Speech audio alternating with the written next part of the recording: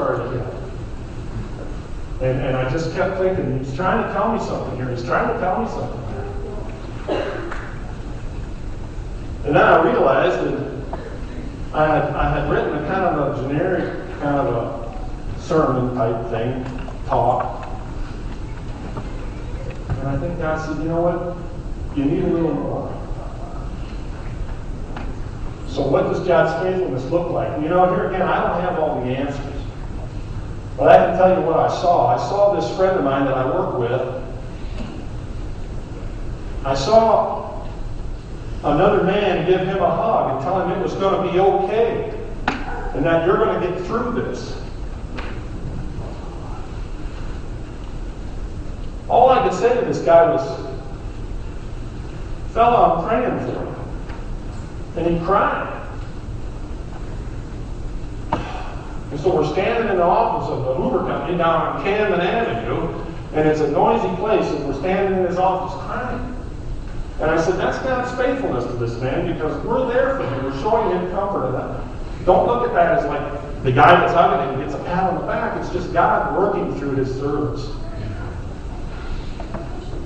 I sat with my mom, and I'm sitting there, and she's totally out of her head.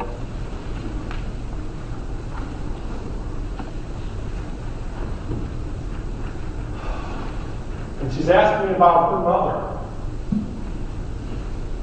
And have I seen her? And she says, you know, I haven't seen her for so long.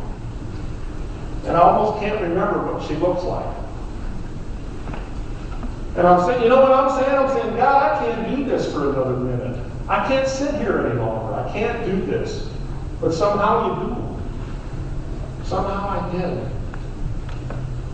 And amidst these ramblings, I'm stroking her arm, and I'm saying, you know, holy cow, I'm the expression of God's faithfulness to my own mother.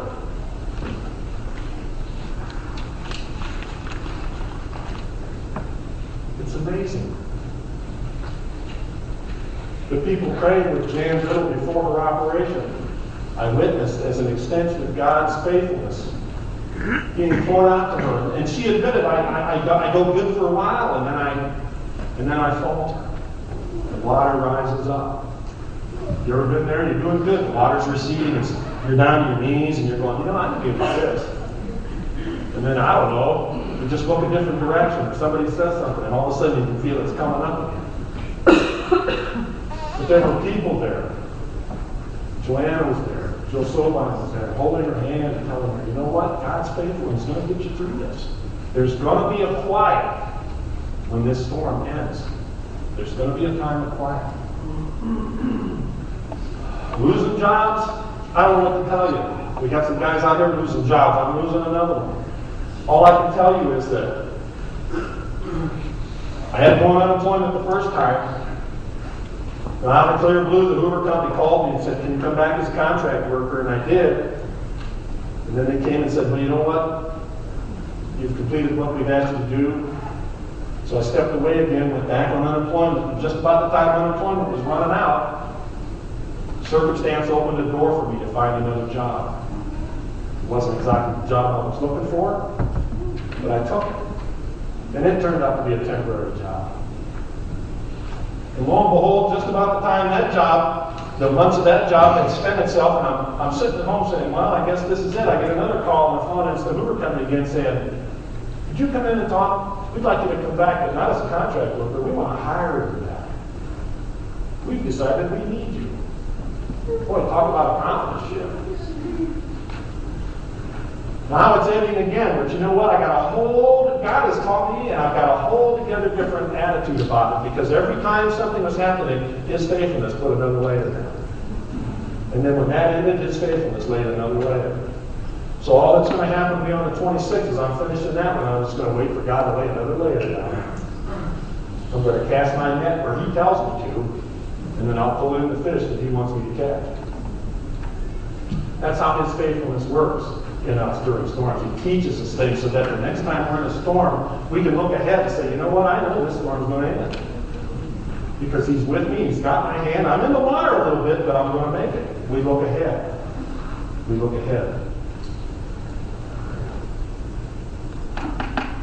I don't know if I've drawn conclusions for you or not, but you know, as I was trying to figure, how do I draw all this together, Lord? What do I do?